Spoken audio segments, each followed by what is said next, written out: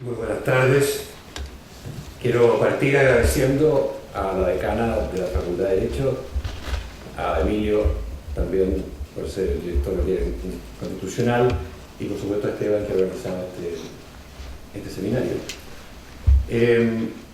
Me habría gustado ser el único de los intervinientes en esta sesión que hablara a favor de la reforma laboral, pero frustración para todos, no voy a hacer ese papel. No es una reforma muy popular, parece. Yo llegaría a todos los grupos de opinión que mencionaron los dos antecesores acá en el podio, a los economistas también. No somos un gremio, ¿no? Pero padecemos de repente. Y claramente en su gran mayoría han manifestado reparos bastante profundos respecto de este proyecto. Y no estoy hablando precisamente de la gente de Libertad y Desarrollo, sino que estoy hablando de personas que han sido ministros de Trabajo de gobierno de la Concertación y personas que han estado vinculadas a la coalición de gobierno que hoy día está en el poder. Por tanto, acá hay una especie de unanimidad casi, ese casi, podemos dejar el 10% afuera de quienes opinan desde la academia, en el sentido de que esta reforma tiene problemas bastante serios. Muchos de ellos han sido ya mencionados por el profesor Lizama y por Slavko Ružić. Yo quiero tocar en mi exposición brevemente algunos de los efectos económicos que tendría esta reforma. Una cuestión que es interesante resaltar en un comienzo es que los propósitos que tiene la reforma, en definitiva aquellos que están hermosamente planteados en el mensaje presidencial, probablemente no se consigan. Es decir, es muy probable que lo que se trata de conseguir, por lo menos de forma explícita y como objetivo político, no se va a conseguir, se va a conseguir exactamente una situación inversa. Y les voy a contar un poco por qué. Pero antes déjenme recalcar que este proyecto de ley, tal como ha sido señalado, tiene de verdad dos objetivos que son bastante claros en el fondo, por lo que uno deduce de la redacción del proyecto.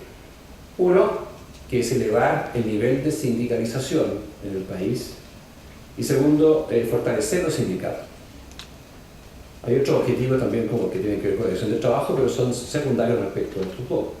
Ahora, ¿por qué se querría elevar el nivel de sindicalización, o sindicación, como decía el profesor Lizama, y fortalecer los sindicatos? Hay un argumento de hecho que es señalar que en Chile esta tasa de sindicalización sería baja en relación a los países de la OECD. La verdad es que eso no es correcto, ya lo mostró el profesor Lizama en su exposición. Estamos en niveles similares a los de la OECD. Y yo les recalcaría de ese gráfico que mostró el profesor Lizama una cosa que también es interesante, y es que la curva en el caso de Chile va en ascenso y la curva de los países de la OECD viene en descenso. Por eso es que no estamos a punto de igualar, ¿no? Y uno tiene que preguntarse por qué. Uno tiene que preguntarse por qué en Chile estamos haciendo cosas que en otros países vienen de vuelta. Y vamos a comenzar un poco de eso. Tal vez una de las cuestiones que parece más relevante como para explicar por qué los países desarrollados vienen de vuelta en esta materia es una cosa que parece tal vez un lugar común, y es que el mundo se ha hecho mucho más integrado, ¿verdad? Este fenómeno de la globalización hace que los mercados de diferentes tipos de bienes y servicios estén muy integrados entre los países, y por tanto una empresa no tiene que competir necesariamente con su similar que está en la cuadra de al lado, sino que tiene que competir con productores que están en China, que están en Europa, en Japón, en Corea. De modo que cuando se trata de negociar colectivamente con los sindicatos o grupos negociadores, esto es algo que hay que tener en cuenta, y los europeos se han dado cuenta de eso, particularmente los europeos, que son los que más rápido han tratado de deshacer esto, porque lo han pagado caro cuando han tenido crisis económicas en términos de cómo funciona la flexibilidad de los mercados laborales. Las tasas de desempleo que se observan en Europa son bastante altas y tienen mucho que ver con una tradición legal pro sindical y pro sindicalización que viene un poco en realidad. Ahora, ¿por qué, me preguntaba, se querría elevar el nivel de sindicalización y fortalecer los sindicatos en Chile? Hay una razón también que es explícita, que es mejorar la distribución del ingreso. Y aquí es donde uno siempre empieza a tiritar, porque claramente en Chile tenemos una distribución del ingreso que no es buena. Y cualquier cosa que se haga en nombre de mejorar la distribución del ingreso puede ser muy bienvenida y muy popular. Sin embargo, la evidencia internacional no respalda esta causa-efecto, digamos, en el sentido de que más sindicalización trae una mejor distribución del ingreso, como podría pretenderse. Tampoco lo contrario, hay que ser honestos en esto, es decir, tampoco ocurre que empeora la distribución del ingreso si es que uno compara tasa de sindicalización y algún indicador de distribución del ingreso. Simplemente no existe esa relación, o no se alcanza a distinguir estadísticamente. Por tanto, es muy probable que para este gran objetivo que tenemos de mejorar la distribución del ingreso, este mecanismo de la reforma laboral no es el más apropiado. Seguramente hay otros que son mucho más eficaces en conseguir. ¿Cómo se quiere conseguir? ¿Cómo se quieren conseguir estos objetivos? Aumentar la sindicalización, fortalecer los sindicatos porque se quiere mejorar la distribución de ingresos, aunque estén equivocados en eso, o porque simplemente interesa que haya un mayor número de trabajadores sindicalizados. Bueno, las tres medidas principales ya han sido mencionadas. Una es prohibir el reemplazo de los trabajadores en huelga. La segunda es la titularidad sindical. Y la tercera es la adaptabilidad pactada, que es pactada entre los empleadores y los sindicatos. Respecto a la prohibición de los trabajadores en huelga, aquí ha habido bastante discusión a nivel de economistas y laboralistas en términos de cuáles son de verdad los números que hay que mirar y en qué países hay que mirar en la OCDE, que es nuestro referente clásico, para compararnos. En términos de si hay o no en esos países prohibición de reemplazo o está autorizado el reemplazo de los trabajadores en huelga. Y lo que uno observa en una mirada objetiva respecto a la experiencia de los marcos legales en estos países desarrollados es que en la mayoría de ellos sí se permite alguna forma de reemplazo de trabajadores en huelga. Este obviamente es el caso de los trabajadores con tradición anglosajona, anglo más bien, como Estados Unidos, por supuesto, Australia, Canadá, Nueva Zelanda y el Reino Unido. Pero también hay otros países que incorporan estas prácticas, Japón, Suiza e incluso Francia. Francia es un poquito más restrictivo por el tipo de trabajadores que se pueden traer desde fuera para reemplazar a los huelguistas. Pero sí existe. Y también en países donde la negociación colectiva ha sido más centralizada, históricamente en Europa, ha ido avanzando la posibilidad de huelga, aumenta la frecuencia y la duración de las huelgas, lo que implica elevar el costo de negociación de ambas partes, trabajadores y empleadores. En el corto plazo, y esto hay que decirlo, se genera un incremento de las remuneraciones de los trabajadores que están afiliados a los sindicatos, del orden del 4%. Y esto ocurre porque en un comienzo las negociaciones, cuando se plantean en un esquema sin reemplazo, pillan a las empresas en una situación, esto al comienzo, ¿cierto? En una situación donde tienen un montón de inversiones hundidas que funcionan según estructuras de operación, donde ¿no es cierto?, hay una relación casi fija entre, qué sé yo, tantas máquinas por trabajador. Entonces, en ese contexto, el sindicato, que ahora cuenta con el no reemplazo, tiene un poder muy grande y consigue un incremento en las remuneraciones. Sin embargo, con el tiempo, es evidente que las empresas se van ajustando, ¿verdad?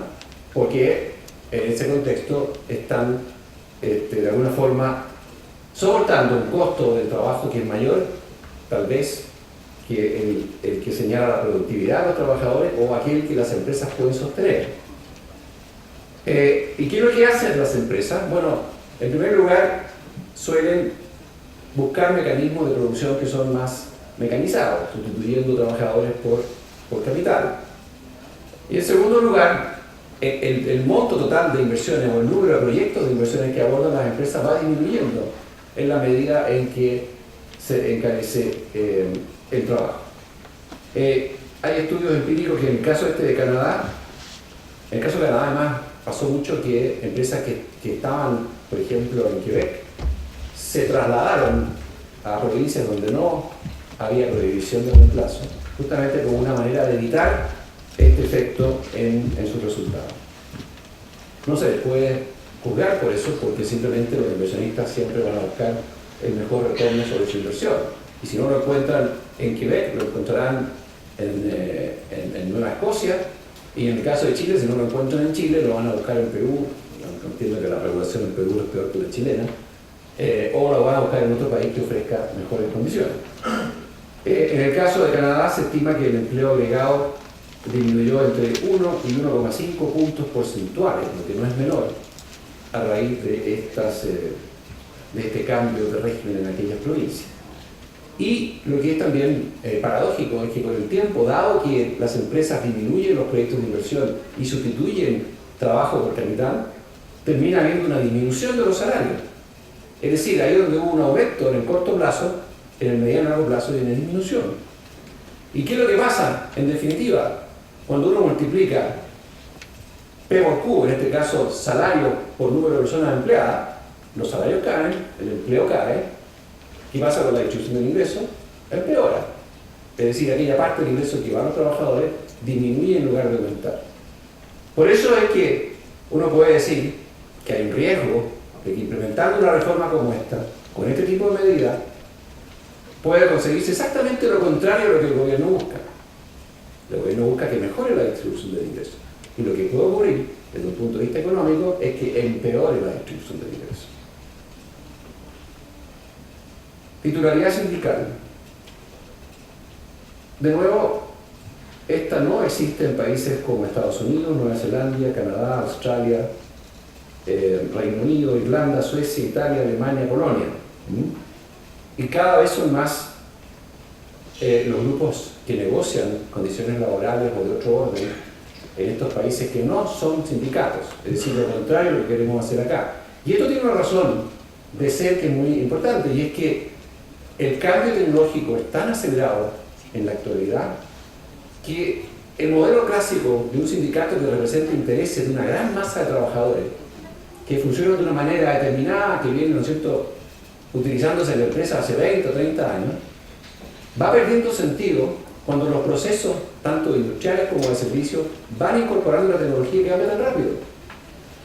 Entonces, lo que se necesita más bien es que estos trabajadores negocien de repente por grupos chiquititos que representen muy bien los intereses de quienes están con la nueva tecnología y hasta eventualmente en forma individual. Y no es que esto sea algo propiciado por nadie, sino que es algo que está de alguna forma influido por lo que está pasando en materia de tecnología. Hay un punto también aquí que fue mencionado, creo, por mis antecesores y que es complejo en el caso del proyecto chileno, el proyecto del gobierno. Y el proyecto del gobierno permite que un trabajador que no estaba afiliado al sindicato cuando ocurrió la negociación colectiva se afilie post resultado de la negociación al sindicato y reciba los beneficios que consiguió la negociación. Y esto hace muy complejo estimar para la empresa, para los que están negociando del otro lado, cuál es verdaderamente el costo que va a tener que asumir por la negociación. Simplemente porque no sabe cuántos trabajadores van a estar en definitiva siendo beneficiados por el nuevo convenio colectivo. Y cuando no hay certeza respecto de cuál va a ser el costo de lo que viene, ciertamente la postura de la empresa va a ser más conservadora en lo que ofrezca a los trabajadores en ese convenio colectivo. Luego, no sería raro que el resultado de esto fuera que las condiciones fueran peores que las que resultarían si se mantienen las condiciones de negociación colectiva que hoy día existen. También, algo que se mencionó por mis antecesores es que para que los sindicatos, para que los beneficios que se negocian colectivamente por parte de un sindicato se extiendan al resto de los trabajadores, ya no va a ser la empresa la que tiene la capacidad de extender esos beneficios, sino que va a ser la empresa pero con autorización del sindicato. Esto implica, en la práctica, que el sindicato comienza a adquirir una categoría de cogestor en la empresa, porque tiene esta facultad de permitir o no permitir que trabajadores que no estén sindicalizados reciban este beneficio. Si no lo autorizan, no lo tienen; si lo autorizan, sí lo tienen. Y eso claramente también es un efecto en la gestión de la empresa. Respecto de la adaptabilidad, ya fue mencionado, aquí se permitiría con esto que temas que no tienen directamente que ver con el salario se puedan también negociar, pero se otorga una inclusividad en esta negociación a los sindicatos. Por tanto, es una medida que trata de fortalecer los sindicatos, y además se exige que para que pueda tener lugar esta adaptabilidad haya un 30% de los trabajadores de la empresa sindicalizados. Y hay un número que es interesante que acaba de traer a colación. En Chile, solo un 7% de las empresas tiene un 30% más de sus trabajadores sindicalizados. Por tanto, ¿hasta dónde va a llegar esta adaptabilidad si se mantiene esta norma estricta? Claramente es muy poco, ¿verdad? Y entonces uno de los aspectos que es positivo del proyecto va a estar de alguna forma limitado por este, digamos, de alguna forma, resguardo de los intereses sindicales. Y para terminar, unas cosas que son nada más que así como datos, no sé si freak, pero parecido, ¿no? Bueno, hay un dato que es duro y que es serio, ¿no es cierto? Que la tasa de sindicalización en Chile de orden del 14-15%, tú tenías un dato un poco mayor, pero muy distinta según sea el tamaño de la empresa. Es un 56% en el caso de las empresas grandes, un 22% en el caso de las empresas medianas y apenas un 3% en el caso de las empresas pequeñas. Y por eso es que se está discutiendo con mucho énfasis qué pasaría si se aplican las normas que hoy están discutiendo a las pequeñas y medianas empresas, donde la sindicación es muy chica y claramente necesita mucho más flexibilidad. Pero quería contarles un dato. Datos de una empresa de retail. Esta empresa de retail tiene 16.400 trabajadores, de los que están sindicalizados 10.583. En el retail la sindicalización es muy fuerte, la tasa de sindicalización. Tiene 56 sindicatos.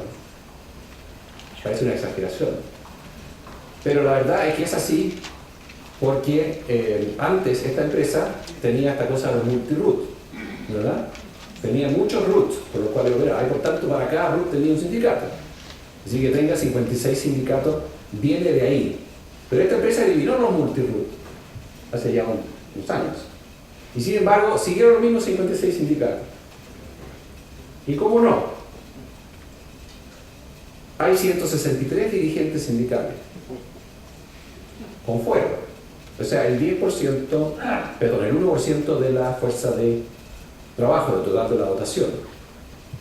Y de esos 163 dirigentes que tienen fuero, un 8% trabaja, el resto se dedica a actividades sindicales. Es un dato freak, no lo sé, pero sí revela lo que podría ser si es que esto, que es una práctica que ya existe, se extendiera a otros sectores de la economía. Yo concuerdo con que va a haber muchos sindicatos, pero por razones, no solo por las que mencionas antes, sino que también hay un incentivo muy fuerte a tener sindicatos, no solo porque van a estar motivados por esta ley, sino que además porque conviene ser dirigente sindical. En fin, hay tal vez muchas otras cosas que se podrían decir de este proyecto. Claramente a ninguno de nosotros tres parece que nos van a escuchar mucho. En el Congreso, dado cómo van las cosas, la presidenta el otro día anunció que las indicaciones que presentaron en septiembre les parece que las van a cambiar. Lo anunció frente a la CUT, entonces uno sospecharía hacia dónde viene el cambio, y lo que sería bastante lamentable. Pero en fin, eso es lo que tenía que decirles. Muchas gracias por su atención.